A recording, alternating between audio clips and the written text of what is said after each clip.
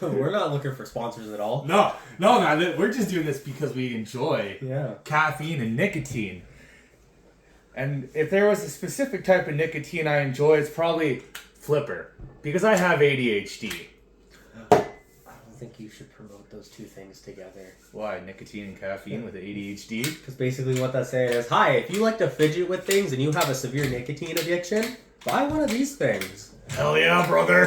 This episode, or this video in particular, is going to portray more to you as a young apprentice and a young journeyman. Because that's essentially what you are, right? Like, you were born September of 2000, right? So the millennial generation and the God ever so loving Gen X, right? And this is something you've obviously experienced, have a lot of words to say about your generation and the generations to come. So what I want to do is basically use this as a way for you to talk on behalf of yourself, not necessarily your generation, but to share your experiences coming to the trades as a young person. Because at some point, whether it was a millennial, Gen X, baby boomer, whoever, we all came into the trades, oil and gas sector, first responders, sex work, it doesn't fucking matter. But we all came into something at a young age and we had to learn the ropes. You and I have known each other since you quite literally graduated and got into the trades. Like, we're not blood brothers, even though we tell everyone we're blood brothers. We're not biologically related. But we've worked together for so many fucking years and done the same jobs. We just at this point call each other brothers, and everyone without even hesitation assumes we're related. Because you are literally a spitting image of who I was when I was younger and in the trades. And that's probably one of my biggest downfalls here, apprenticeship, was teaching you to be like, fuck you. Like, I probably shouldn't have done that, but I made you into an absolute mouthpiece who could back it. So when you finished high school, right, you freshly graduated, what was your job? Like, what were you wanting to do out of high school? I want to be a carpenter. You want to be a carpenter? Yeah. But you used to do football, right? Yeah.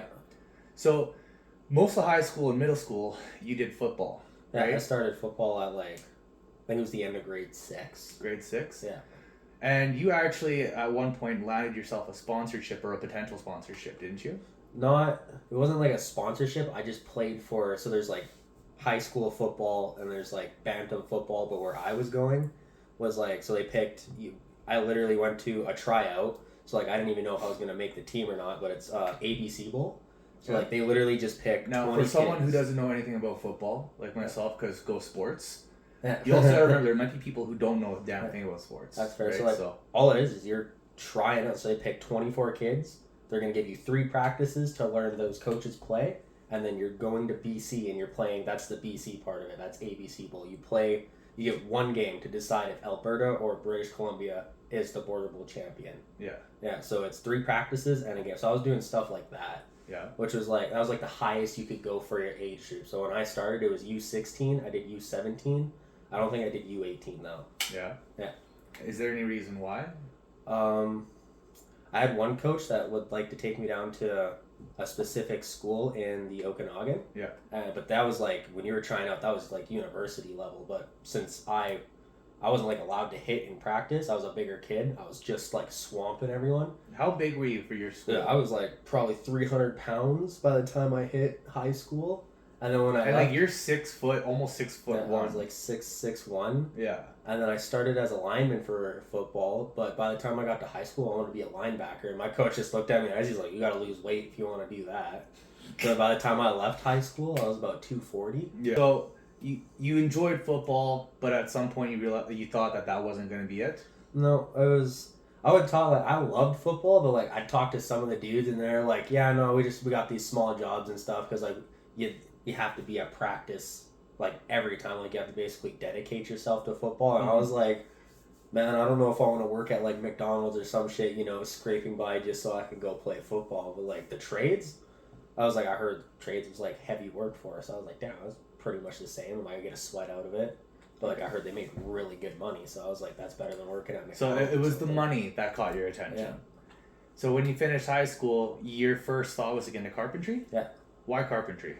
I had an uncle that did it forever, and he was part of a hall and everything, and he said he could get me in. And throughout high school, I took the advanced shop classes. So we're building sheds and outhouses and stuff. And even in grade 12, a teacher had us build a playhouse for her students. Yeah. But it wasn't a small one. It was split into like 3 separate pieces. It had lighting in it. We put a slide to get from the top to the bottom. Like it was more advanced work, and like I just loved it. Loved working with the saws and the power tools. But it was mostly like I saw like houses getting built. Everyone's working outside. So, your uncle, the hall he was a part of, Yeah. the union. I'm gonna guess that was 1325. Yeah. Okay. So I'm in 1325. You were briefly in 1325. We Yeah. both work union, non-union, BC, CMA. Like you and I have been on every side of the fence with scaffolding, right? So essentially, basically, when you first got out of high school, it was carpentry. Yeah. So you went to the union hall. I'm guessing down here in Edmonton. Yeah, it was my uncle was there. I think he was 55 or something like that when he signed me up. He's been with them for like 30 years, so like easy in. So when you signed up with the hall, did you just sign up, or was it like an introduction course that you took? Yeah, I can't remember how much it was, but there was an ITT class. So like I had a week of it was an introduction into carpentry, and then but before all that started, I was just ass. They're like scaffolding is basically the same plumb, level, and square. Yeah.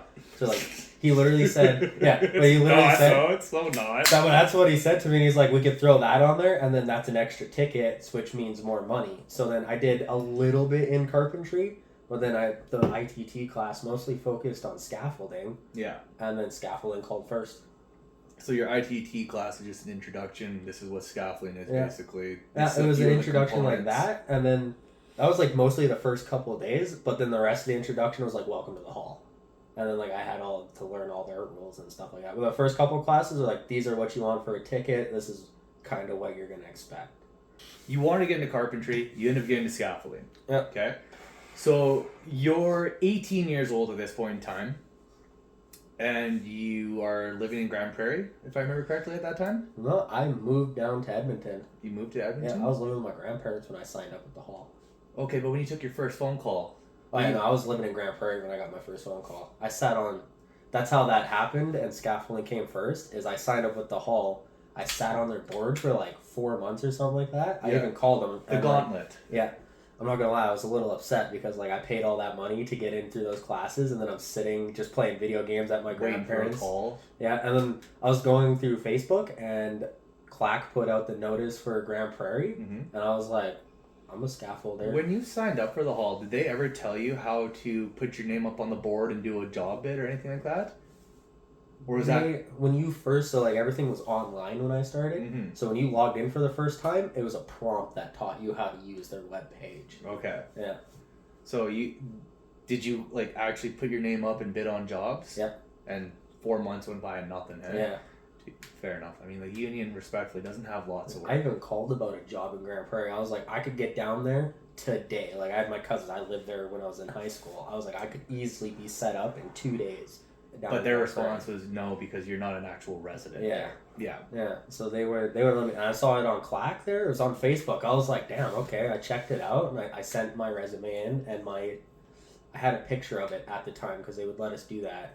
Yeah. Because they said they were going to email it to us, but it was going to take a couple days so we could take a picture. And so I did that. So I sent it in, and they're like, yeah, come on out. That was Grand Prairie. Grand Prairie of all places to start. Signing up with Clack was like the easiest. Because they were just like, yeah, you started working for them. We got your name. Like they asked me a couple questions over the phone, and that was it. I was signed up with them. Yeah, and that's how that started.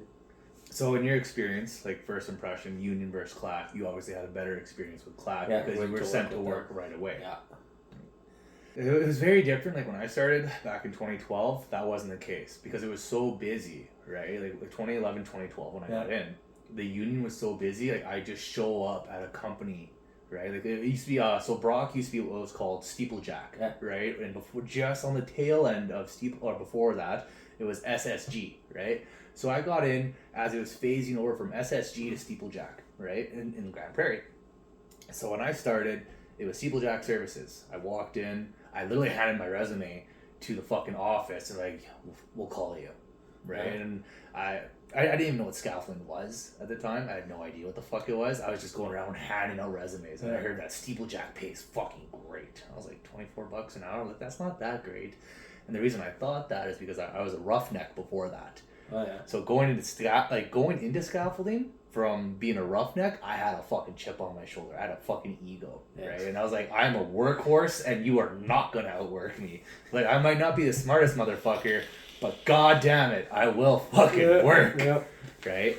But it was very different because gate hires, like they put calls on the board, and at that time there was so much work that they couldn't man up. So, okay, you off the street, you got a job. You got a job. You got a job, right? Like that was the way they could man up at the time. Yeah, everyone that told me, like when I told my family I was signing up, everyone that told me about the hall was already approaching like late 40s, 50s, Getting 60s. near the tail end. So like I guess when they shared their stories, it was all from like the boom and stuff, and they're like, "Oh, the hall's great, this and that," and like when I joined, I'm pretty sure there was a recession or something because ain't no one was fucking working. Well, when you got into scaffolding, that's when COVID pretty much happened. Yeah, it had right? like pretty much right before. Everything slowed down during that time. We're like, yeah, there was no fucking work in the hall. And I'm like talking to all these family members. I'm like, what were you guys talking about? I'm like, I haven't found shit. This is garbage. Yeah, I'm like, what the fuck? So you got into trades at 18. Now, some people don't get into trades necessarily right out of high school. Some of us do, some of us don't. It varies from person to person.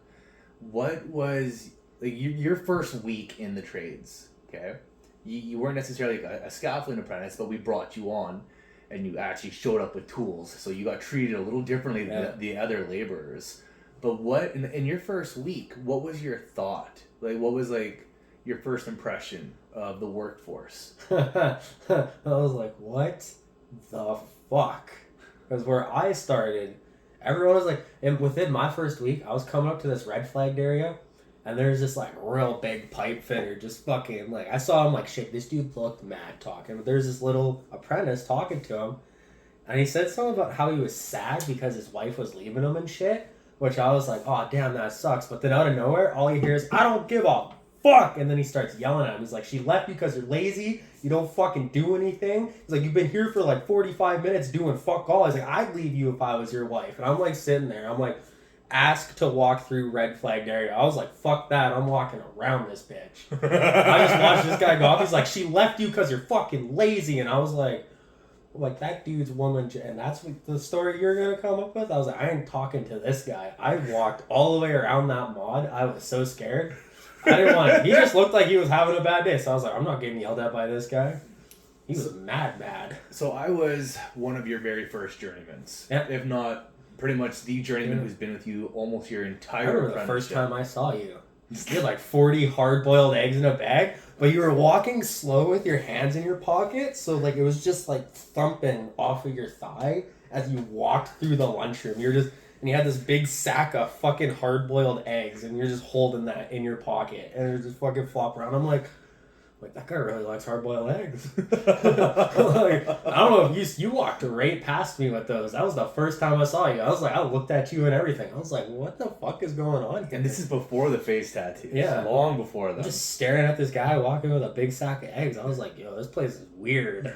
I was like, I'm seeing people yell at each other. They don't care what they're saying to them. I'm like, this guy's got a bunch of eggs. I'm hearing these stories going in the lunchroom. I'm like, yo, what the fuck did I sign up for? Your first two journeymans, in comparison to a lot of other apprentices that you work side by side with, like myself and even Trevor, right? Because we were your first journeymans. Yeah. We were, I'm not going to speak on him, right? But like for me, I was a cocksucker to you. Like straight up, I was. And I was a piece of shit. Everyone was. I remember the first time I got punched in the back of the head. I didn't know what plum was. Like, plum. I'm like, I mean, to be fair, we showed you. We put the level. I think I feel bad about that. I don't remember that. Yeah, part. I was like, this is plum. Okay. Oh. Vertical is plum. But like you were always so baked, right? And I was like, I love this kid. Like he works. And your first nickname was Donkey because you fucking would work. Yeah. And there was no question. If I asked you to get something, you'd come back with like a bundle. Yeah, I didn't know what the fuck I was doing. I was Matt's grab like, it all. Grab more. He can't get mad at me if I grab more. And I was like, well, we have to clean it up. But at least you came back with extra. So I never got mad about that. But when we first worked with you, right, it was like, okay, vertical. If you put your level on it and it's vertical, that's plumb. If it's horizontal, that's level. Got it? Yeah.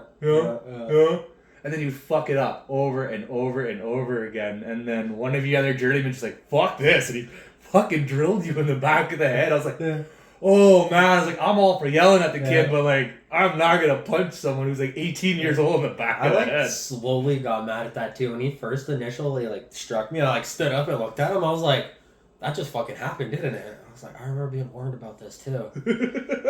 I was like, what the fuck? I was clueless for like the first 30 seconds, and I was like, you were shocked. Motherfucker just hit me. So if you compare your apprenticeship, because you were brought up, and I'll say this to you now, and I know I've said it many times before, like, I am sorry that I fucking put you through hell. Not even just myself, but some of the other journeymans, because you had, like, I'm only 30 years old, and the journeymans I had were very old school, where they yelled, they fought, they would throw things at you. So I had a couple things thrown at me.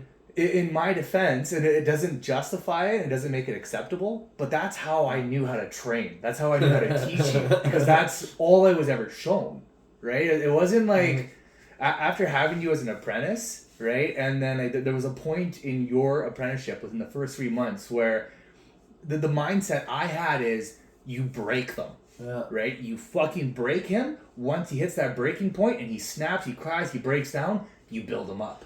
And it didn't take me long to get you to that point. And after I saw that with you, I was like, man, that's not cool.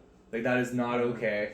And so, like, I am sorry that I fucking pushed you to that point. But I also learned from having you as an apprentice, like, one, you were determined. You wanted to work. You were eager. You were excited. You had a passion for it, right? So it gave me a different mindset to take a step back. Like, this isn't okay. I was like, I didn't really like when people yelled at me, because then I was getting into fucking fights. I was doing this shit. And here I am telling them, no, you can't do this. Meanwhile, I'm doing this shit that I didn't like. And it made me a better person, not only at work, but just in general. Because, like I said, what I knew and what I was taught and shown is what I continue to do. So after working with you, it gave me a very different look on how I mentor people and how I teach them. So, like, you came up on the tail end of a lot of old school teachings. Yeah, it is. Right?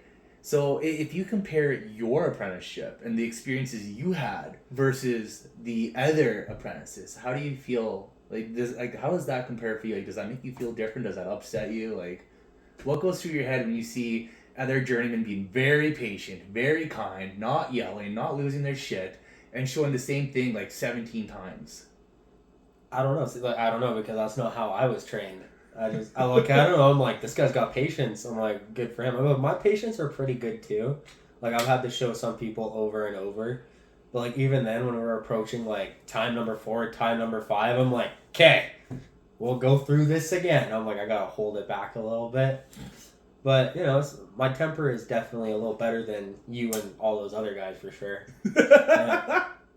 I'm not gonna throw my hammer at someone. I paid $300 for that. It's shiny. I like it. I'm like, that thing will stay on me.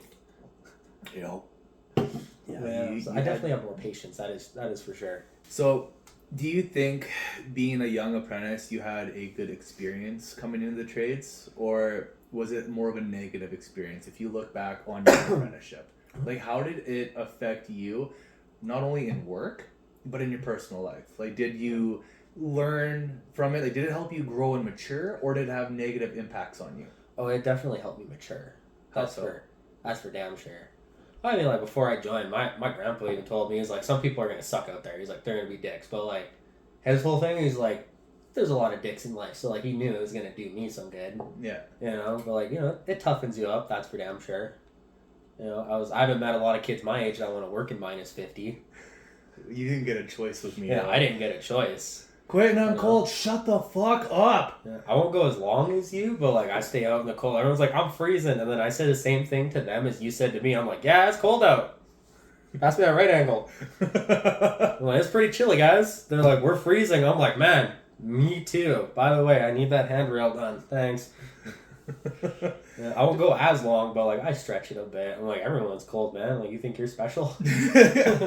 I think, though, it gave you a very different perspective, in a sense. Like, when it's cold out, the last thing I want to hear personally is like, it's cold. It's cold. It's like, yeah, no shit, man. It's -55 outside. We're standing in the same spot in the same 3 feet of snow. I know it's fucking cold. It's like, and you've experienced this too, where it's like I'm in the same element as you. I'm in the same fucking trench. Yeah. This shit sucks. Like the last thing I want to hear is you're bitching and you're complaining because I'm in this shit with you. Yeah. The quicker we can get this done, the quicker we can fuck off and Right. sit in the truck, go warm up, or go on to the next job and find something better. Yeah, my first thought, I'm cold. My first thought, I was like, oh, you think it's like sunny beaches 3 feet to the right over here? Well, you're right. I'm sweating over here, man. Yeah. So you said it had like a positive impact in your life. Probably like a good 90% of it. How so? Like, what did you take from the trades or like just the work field in general and implement in your day-to-day life? Like, how? I don't think it was like day-to-day life. I like the mentality of it, the banter. Because like I was a mouthy guy, but everyone was mouthy. So like I could take it, I could give it. I like the work aspect. I guess that did carry a lot because like it would be minus 50 outside, but before scaffolding, I wouldn't grab a shovel and go fucking do the steps or anything. Oh hell no! I'd be like, fuck that shit. I'd go back to my room. I'd play some video games. And now I look, I'm like, fuck whatever. It's gotta get shoveled. So I'd There's go out stuff there to and do. do it. Yeah, I'm like, there's shit to do. So like I guess it carried over a little in the like the work part of it. Wasn't really bothered by it anymore. So in your apprenticeship, like with scaffolding in comparison to other trades, our schooling and our whole setup is very different. It is. Right? From what I hear, I haven't done anything else, but I hear we go to the school for the shortest amount of time. We do. Yeah. So if you're clack, which you've experienced, your journeyman wasn't even a full week. Right? Nope, now, it if you're was- union, it's I don't know if they changed it because I haven't been at the hall since I heard it was 2016. like 3 weeks. 3 weeks to 4 weeks, Yeah. right? The journeyman course used to be about 6 weeks long because See, they I had heard rigging. that was the long fucker. That one was like It 2 used months. to be, but that's because they had rigging and a few other things thrown into it. Okay. But then a lot of journeymans were failing that course because of the rigging aspect or because of this or because of that. So they had to cut stuff out. That's They at actually clack. made the They're like, journeyman- don't touch it. You get an iron worker or someone Yeah. to do that. iron workers, Yeah. boiler makers, And they're like, pipe you guys fitters. don't sling shit. Don't worry about Those that. guys come in and do the rigging for us. Yeah. But there used to be a point where scaffolders would do their own rigging. But Oh, so yeah. many scaffolders were failing that, right? So that used to be part of our training. But because so many guys were failing it, and they were failing the journeyman over and over and Double over a again, basket of gear. That's not they'd good. be like, okay, we'll take this out. So at one point, so like I said, 2016, I used to be in the hall. And I obviously just got back in the hall after so many fucking years. Yeah. But our schooling for apprentices, for your level 1 and level 2, so for first year going to second year going to third year, was 3 weeks, right? And during that time, you would learn a tube and clamp tower, inside, off the standards. Whereas with clack, you learn inside, but off the runners. Yeah. So you have English versus off the standards, Yeah. right? My personal preference is off the standards. It, to me, makes more sense because you're talking about like leg load distribution going to the ground. I want it off my standards, Yeah. right? But that's the strongest point. Not, anyway, we can get Yeah. into that a whole different Yeah. time. So for you, as you went up in your apprenticeship, how did you feel about that when you went from a laborer kind of first year to a second year? Now you have a little bit of say, you have a lot more understanding of how things are going, but in the same breath you were also brought up from like as a first year, your first few weeks you were up there doing hangers, cantilevers, double drop hangers with I was me. what's so crazy about that first side I went to. I was pushed way ahead. Yeah, like by the time you were a year in, you were already doing things journeyman's work. Yeah. Right? Because me and Trevor gave you such a long leash. And also fucked you. Because when you went to the next job, your ego was all the way up here. Yeah. And then it had to get Nobody chopped liked that. down. Nobody liked my ego next No. time. So how did it feel when you became a second year and you had to help mentor the first years or even their second years? They did not like to listen to me. Do you think your age had an impact? My age had everything to do with that because it would be like for every, let's say like a second or third year would come along, there would only be like one third year my age for like every 4 like 25 to 30-year-old third year that would come by. Yeah. And still, like, even the one that was the same age as me, rather listen to someone older, not someone the same age as them, but someone that was younger. or younger, but someone that was like 25, 30, and they did, they liked ignoring me all the time. Yeah. I remember one guy just looked at me, walked away. He didn't even say anything. He just, like, made half a second of eye contact and then shut me off and just walked away. And I was like, well, that's never happened before. And, like, I felt it right here. I was like, this motherfucker. So you're turning 24 here in September. Yep. So obviously you experienced that as a second year. I know damn well you experienced that as a third year. Yeah. And even a fourth year. Right? Now, you just got your journeyman ticket here this year as of 2024. Yeah, that should be like, I think it's a month old now. Yeah. So do you think that's still going to be an ongoing issue for you? Yeah. Please tell, like, this is what I hear. I hear 25 is when all those, like, older generations start to look at you as an adult. So, like, really, I don't see anyone taking me serious till I'm 25. Yeah. Because that's pretty much what I hear. They're like, any 25 and under, you're basically not an adult yet. Yeah. Like, once you hit 25, they're like, okay, well, you're there almost. You're going to experience that even like for example, like I didn't get questioned a lot because I had an attitude. I had I'm not backing down. I'm standoffish, which is a lot of bad things you learned from me. Yeah. But I also made sure that if I said I could do it, I fucking did it, and I did it faster, right? Which it became an ego thing for me, right? Yeah. And I became very caught up in my ego, and that was also a downfall of me in my career in many ways because I did treat people like shit. I did think I was better. I thought I was elite because I could fucking do things faster, more efficiently, cleaner, and I put myself on a pedestal, which isn't fair to anyone else because all I'm doing is trying to put myself in a category of being elite, when in actuality, if I would have just fucking checked my ego at the door and looked at my crew and be like, okay, this second year doesn't do really good with tube and clamp. I do. So I can dial it back, fucking build him up to a level where I don't need to look over my shoulder anymore, right? I don't have to work as hard. I don't need to be the fucking working horse on this team. If I can build everyone up to my level, my jobs go faster. And that was something I learned with having you around, right? Is eventually I didn't have to look over my shoulder. And the reason being is because I took the time, I slowed down after your first 3 months, and I built you up. And it's now, like, whenever we do work together, I don't need to look at you. I can just tell you this is what we're doing. I give you the rough dimensions, and you can go to one corner, I can go to one corner, and we can go fucking 6 hours without saying a word to each other, right? Yeah, that's nice once we learn to work with each other like that. So I think it's really important, you as a young journeyman, to remember that. You can, if you want to put yourself in an egotistical, elitist level, by all means, all the power to you. But if you want to build a crew that will fucking respect you, and that's the thing I learned as a foreman. If you want to be respected, you need to put everyone on equal playing grounds, right? Obviously, people are going to be weaker in different fucking aspects, but if you can find a way to balance their weakness, right, and their strong points, everyone compliments everyone, and the jobs just get hammered. I know, I don't want to say I'm competitive because even at like school, there's a couple of guys. They're like, man, he's like, I wasn't working fast by all means, but one dude was getting frustrated with me, and I looked at him. I'm like, let's say in like some weird dimension, I'm going to school to upgrade a ticket for like racing dirt bikes. That's a race, so of course I want to be fast and I want to be first. Right now, I'm going to school to upgrade my ticket to get more money to do my job. I'm like, I will participate. This is work. This is a participation. I have a time frame. If I get it done early, cool. But like, I'm aiming for my time frame, and I'm not rushing this. I'm like, why be first when that guy who is going this pace is getting paid the exact same as me? I'm like, everyone can just work normal. You don't need to rush everything. So, you being 23 years old, being a ticketed journeyman now, and we use the word ticketed loosely for all the other tradesmen. Are you scared or nervous running a crew officially on your own without having me or a journeyman who's been by your side for the last couple of years to like watch over you and make sure you're, dotting your I's, crossing your T's? Yeah, well, it's not nervous in that aspect. More just, I know someone's gonna disagree with me. They're not gonna like the young journeyman leading it when they've been doing it for like longer than me and they're like in their 30s or something like that. Like that part is what I'm more nervous for because I know it's gonna happen.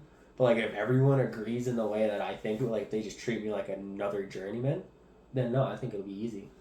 So there's a few ways you can go about being a journeyman, right? And this is my favorite approach that I've learned after working with you and so many others. Is there used to be a time where I'd run it with an iron fist and be like, this is the way it's gonna be. No ifs, ands, or buts. It's my way or fuck off, right? A lot of guys don't want to work with you that way. But if you sit there, and let's say you have a second hammer or another journeyman, whether he's older or not, you will find, even if they sometimes are useless, or way you're better in, like 10 times you're better in, there's always going to be something you can fucking look at and see them do, which you've seen me do many times, and you pick little tips and tricks from me, little hacks, and you can implement that yourself. But the best way to go about it is, what's your idea? Yeah. Okay, hear their idea. Okay, this is what I'm thinking, and try and find a way where both ideas meet in the middle. Yeah. That way, it's not like, fuck, man, like, you're always deciding. You're always, because like that shit gets old. Yeah. And it gets old fast. Yeah. Right. And the one thing I'm gonna always suggest to you as a journeyman, if you have an apprentice on the crew and you have 2 journeymans, one's the builder, one shuts the fuck up. Yeah. Right? Because you experience that as an apprentice when you have Yeah. 2 or 3 journeymans, they're all giving you your ideas, and you're just like, I don't know which one to pick. So, in that situation, you got a second year or a third year, and he wants to learn. Fuck, be the ground guy. Yeah. Right? Unless the fucking foreman comes up and is like, this is a job that needs to get done now. Yeah. Like in a shutdown or an outage. Yeah. That's different. But generally speaking, there's time to teach. Yeah, yeah, right. And that being said, let the apprentice go up. Let the apprentice rope. Fuck, tie gear. It's fun. You get paid the same. But it's also a great moment for that apprentice to learn from both sides. Yep. Right. And that when I do that, it's like, okay, you have a 100-foot tower. This is your tower. I'm not gonna fuck with it unless you're really not feeling like your back or something's fucked up from roping or working. Then we'll alternate. Yeah. But usually, I like to let the person who's building finish their build. Yeah, that's the best way. That's their design. That's their teaching through and through. It's not going back and forth. No one can fucking point fingers and blame for each other. Yeah. I think you'll be okay as a journeyman once you kind of find your groove, because you've had other journeymen as a fresh journeyman, like an unticketed journeyman, to always kind of take the lead, and you'd throw in your 2 cents, whatever, and you'd be like, oh man, it's whatever. Yeah. You're the journeyman. But now that you are officially of that title, right? It's just a matter of finding what works for you and how you, because you're a lot more patient than me, and finding how you can mesh things and work together with everyone. Yeah, common ground. That's probably the best way to settle things. So, we're almost done here. So there's 2 last things I want to kind of just shoot with you. What would you tell someone if they're getting into scaffolding or getting into the workforce? They're young or they're old. What is some advice you would say to them or pass down to them? Someone who's maybe green as grass, has no understanding of the oil and gas sector, pulp mills, industrial, residential, commercial, like someone who's getting in. What is something you would tell them? That's an excellent question, because like it's definitely way different from when I first started. So like a lot of the tips that I could give them probably wouldn't count for now, but I think one that would stick out the most is just be open to everything, because like you're gonna get some of those journeymans where more than one guy will try teaching you, and they'll be like, nah, fuck this guy, do what I say and stuff. Then just do what he says. But if you're with that other guy, like after a while you'll start picking the stuff you like, and you'd be like, nah, I do it this way because I like it this way. So like, just don't, how do I put it, don't be afraid to like learn. Or I don't know how I'd word it, because like it's be open to creative. Yeah, open to criticism, I guess. Yeah, because like everyone criticism. Yeah. Everyone is gonna give you constructive criticism, and then they'll be like, "Well, where'd you learn this? Who taught you that?" Just learn everything. And, like, people are gonna judge hard, so just don't be afraid of words too. Like, because people really, I found in the trades, like if they make fun of you, not like they look at you and like they like snarl at you and they call you a stupid piece of shit all the time, but if they're like bantering you and stuff, then like you're getting along with them. It's like the dumbest way of another guy's approval. It's like, I like you, so I'm gonna give you petty little nicknames and pick on you a little, like stuff like that. Yeah, don't take everything to heart, I guess. You have to have a little bit of thick skin, because if they're picking on you and they're joking with you, odds are they like you. But if they're sitting there calling you like dumbass, useless, retard all the time, they might not like you as much. Like they mean it. You'll know. There's a certain tone and way they conduct themselves. Yeah, have thick skin and don't take things to heart. That's how I would word it better. Yeah. If I was to ever pass down any advice, it's my biggest one is walk with a sense of purpose, which I've told you many times. If I ask you for something, if I tell you to do something, don't drag your feet. Yeah, you don't have to like sprint for it. Yeah, you don't have to run. It's not a marathon. But move, right? Like you have a purpose, you have things that need to be done in a timely fashion, so move as such. And the next biggest one is you don't need to be fast. Yeah, no. Learn, like you start off slow, just like it's a marathon. Yeah. You're not gonna fucking do 10 kilometers in 0.3 seconds of a fucking sprint. No, especially in our trade, you go fast, you're gonna drop something. Yeah, so take your time.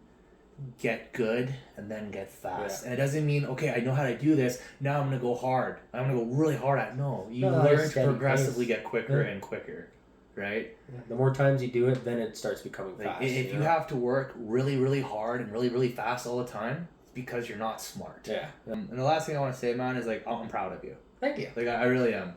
From the time you started scaffolding, like, I know I was a cocksucker and I wasn't the nicest journeyman you had, right? But you've grown on me. Like, you became not just my little fucking mini me or my apprentice or whatever, That but was the funny one. you became like my best friend, right? And when I say like you are like my brother, it's not like union pride, brother. No, it's like you're my boy, Yeah. right? Like I got your back. I know you got my 6. I got your 6. Like that's never gonna be a question, right? So like when I say like I'm proud of you, I am proud of everything you've done in your apprenticeship. I'm proud of you from the point you started where you didn't know fucking shit.